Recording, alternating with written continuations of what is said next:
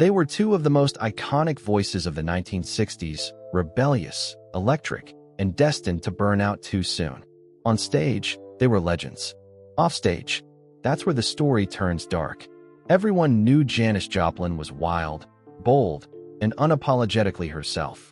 But what most people didn't know was that there was one rock star she couldn't stand, Jim Morrison. And their first meeting? It wasn't just chaotic, it was disturbing. Janis Joplin didn't come from fame or glamour.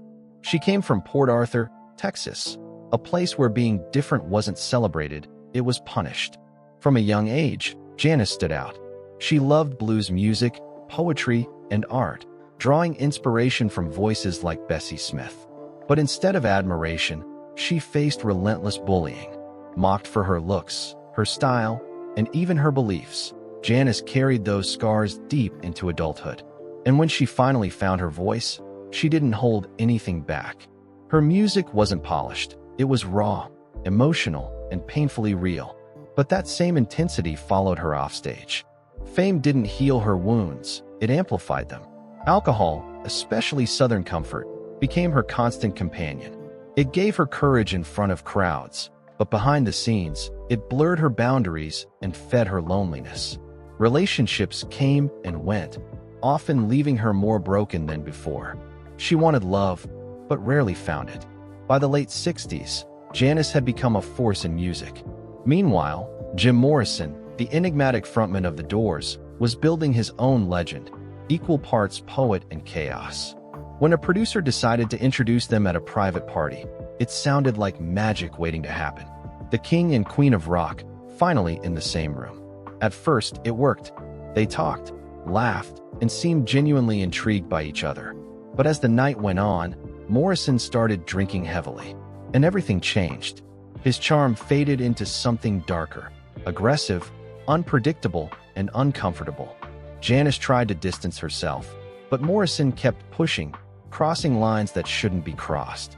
When Janis finally decided to leave, she headed for her car, ready to put the night behind her. But Morrison wasn't done. In a drunken, aggressive move, he grabbed her, pulling her back by the hair. And in that moment, Janis snapped. She reached for the nearest thing she had, a bottle of Southern Comfort, and smashed it over his head. The glass shattered.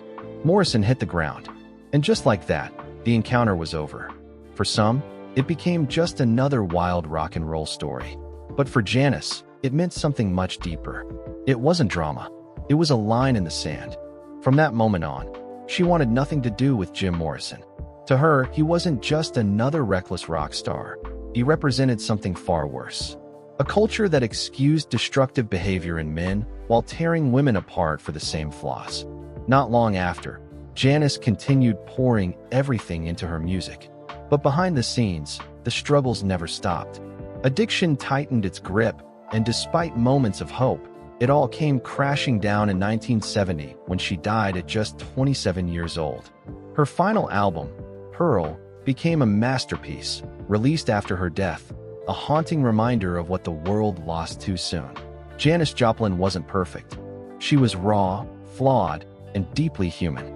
But that's exactly why her voice still echoes today.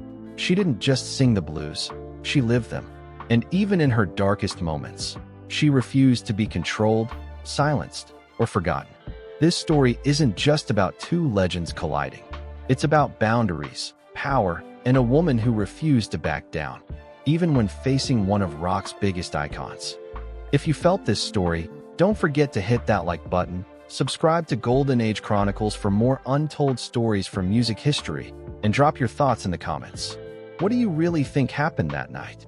And stay right here, because the next story on your screen might just change everything you thought you knew about rock legends.